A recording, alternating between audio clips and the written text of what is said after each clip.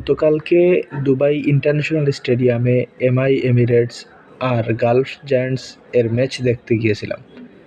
আর সত্যি বলতে কি, পুরো অভিজ্ঞতাটাই ছিল অসাধারণ।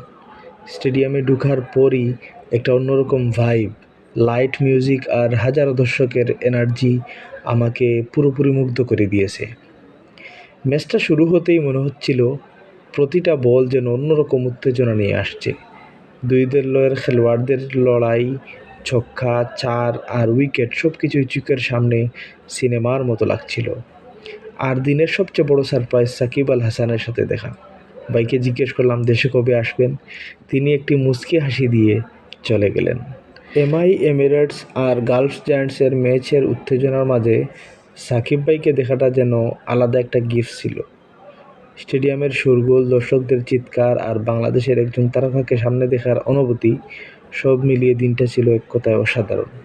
আমরা অনেক এনজয় করেছি এবং ম্যাচটা জিতিয়ে আমরা বাসায় চলে আসছি। সবাইকে ধন্যবাদ। আসসালামু আলাইকুম। বাই দ্য ওয়ে, ম্যাচটা অনেক উত্তেজনাপূর্বক ছিল।